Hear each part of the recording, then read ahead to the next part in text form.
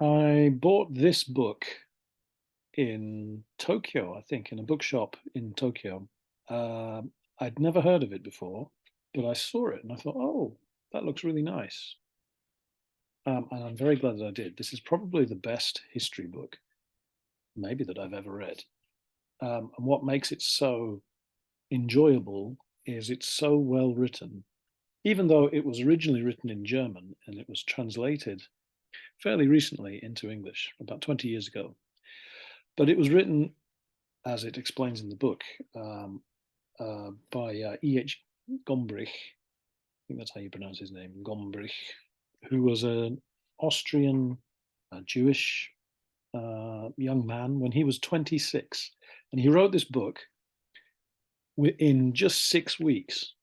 This is quite a major thing about world history. His friend was a publisher and showed him a book and said, "Can we publish this? Is this worth publishing in German?" And he said, "No, it's not very good. I could write one better."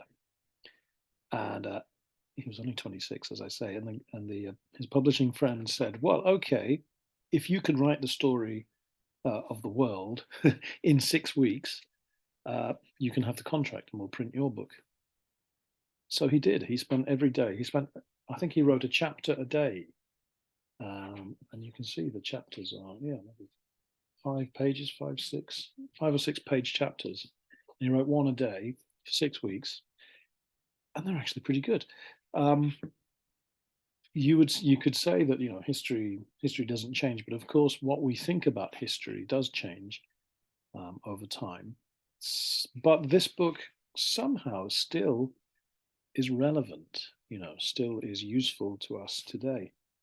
Um, Maybe because it's written for children, he uses fairly simple English, but he doesn't talk down to the children.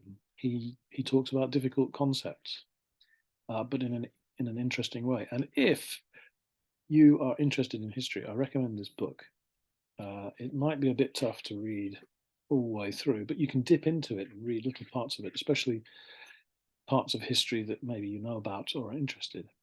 I just wanted to read a very short passage, the opening passage, and he's got a nice picture of dinosaurs.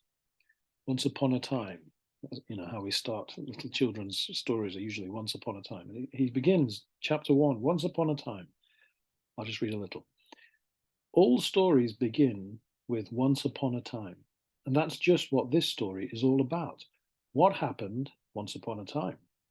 Once you were so small that even standing on tiptoes, you could barely reach your mother's hand. Do you remember?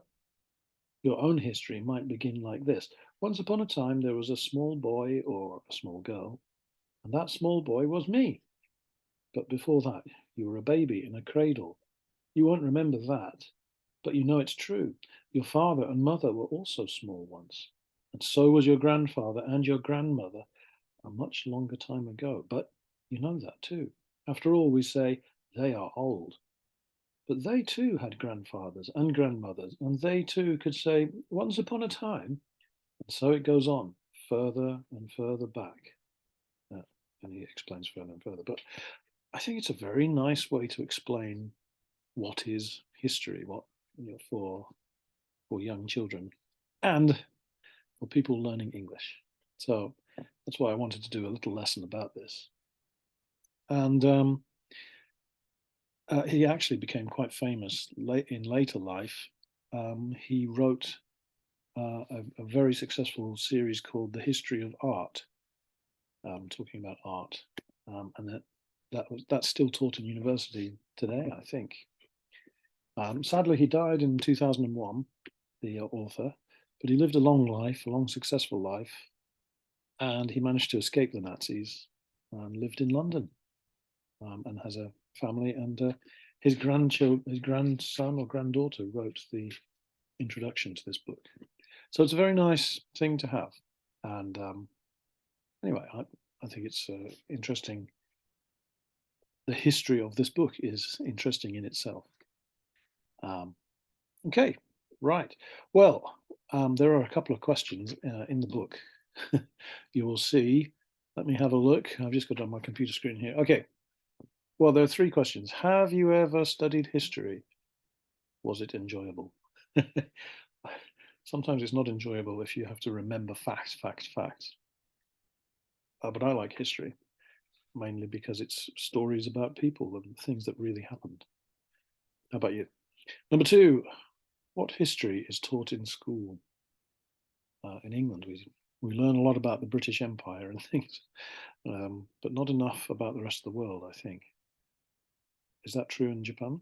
Do you learn mainly about Japan's place in the world? Number three, what would you include in a book about your own personal history? If there was a once upon a time for you, uh, yeah, what are the main points in your life? Lots of things to consider. Okay, thanks a lot, and good luck with the lesson. Thank you very much.